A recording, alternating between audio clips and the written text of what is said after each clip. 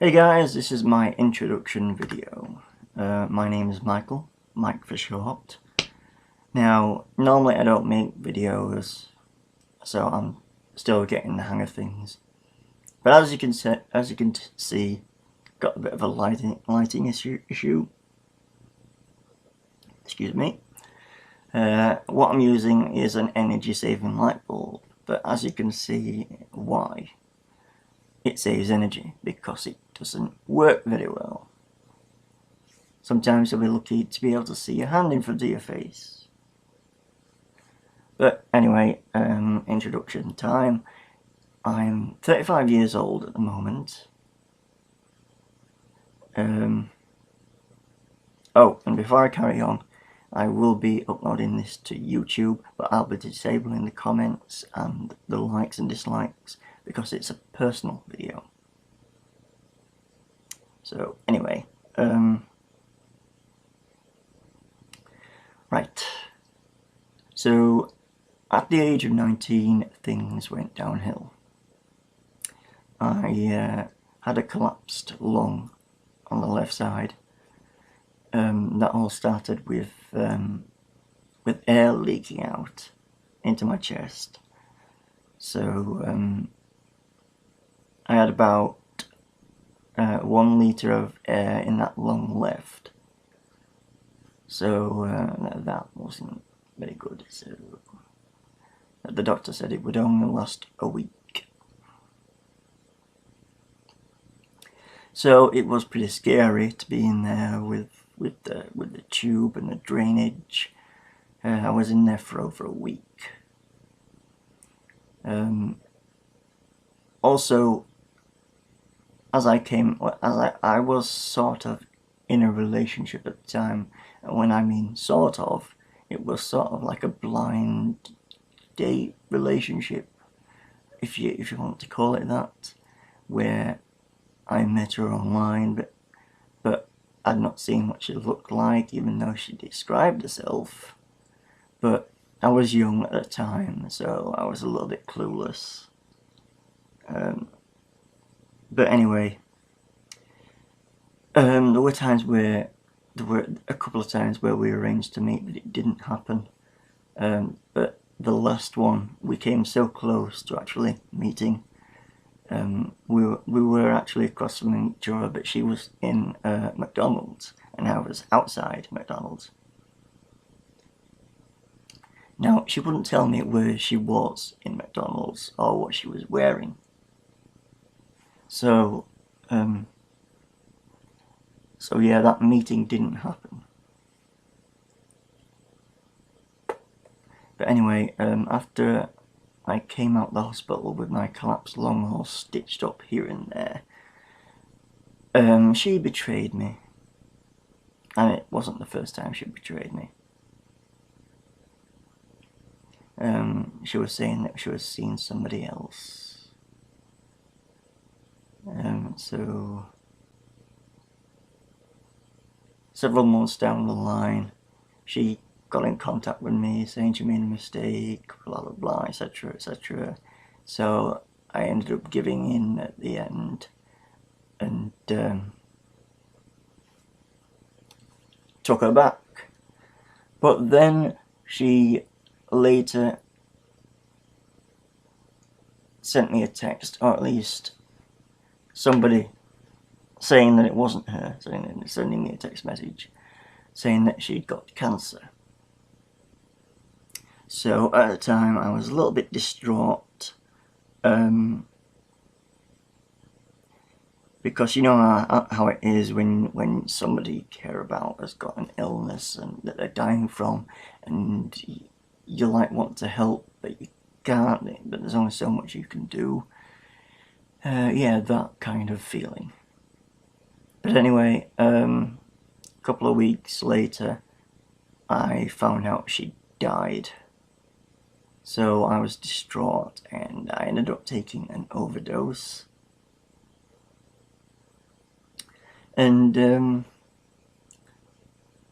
I ended up going to the hospital to, well, they made me drink charcoal, which is black, nasty liquid powdery stuff. Yeah. But anyway, but they made me drink that, so I throw up the tablets. But anyway, as I sat there in the waiting room, I had a bit of a epiphany as I looked at my mum, seeing how it was upsetting her. Thought to myself that I can't keep going on like this,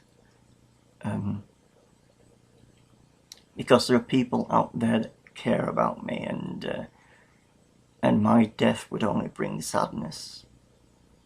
That's how death works. Death brings sadness to the people that cares about them. But anyway, a couple of weeks later I found out that she could probably be still alive. But then I was later told that she had died, but I don't believe that. So, but anyway, months later from that, my right lung collapsed again. Well, sorry, not again, but this was the first time my right lung had collapsed. But I was in an awful lot of pain. But at least that time, though, there wasn't any leakage. But I ended up having surgery to have my lung glued to my ribcage to prevent it from collapsing again. And then a year later from that, my left lung collapsed again. So I had the same procedure done with my left one that I had on my right one, so it was another surgery. Then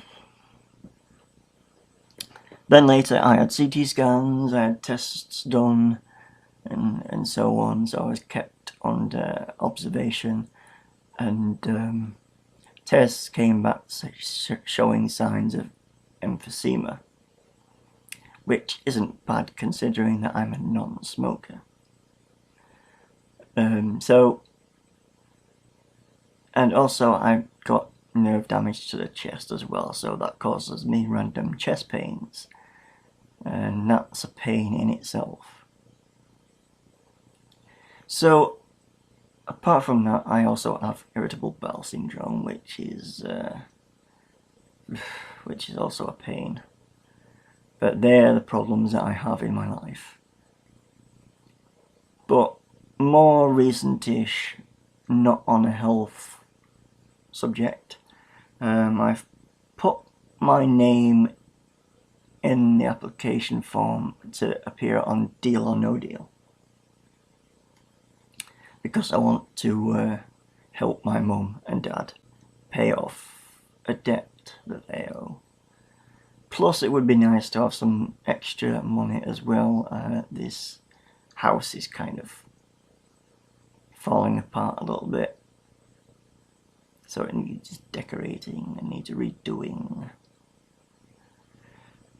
Anywho, also I'm currently on a sickness benefit called Employment Support Allowance, which I only get £202 a fortnight, which isn't as much as I used to get, and this is because of the Conservative Party. Anywho, but yeah, I also put in an application for personal independence payment, but it looks like I'm going to be failing that. But I am kind of failing it on purpose because I want to make another claim. But when I do make that claim, I'm going to give the person who is giving me the medical assessment a piece of my mind. Sorry guys, I forgot to mention that I don't let my illness bother me, really. There are people out there that are worse off than me, so it's not like I've got a reason to complain, really. when there are people out there who are worse off than me. But anyway, also I enjoy being silly and witty. I do make some innuendos from time to time, and adult jokes. But if people are offended by it, that's their problem, not mine. Also, I enjoy I donate to charity from time to time as well, because I enjoy that warm fuzzy feeling you get of doing nice things. Seem to enjoy that a little bit too much, but yeah, besides donating to charity from time to time, I have started helping people as well who have a low self-esteem. So because I can give good advice as well. I just need to be more confident in myself as well. So anyway, guys, that's my time. That's my time up. So, peace out.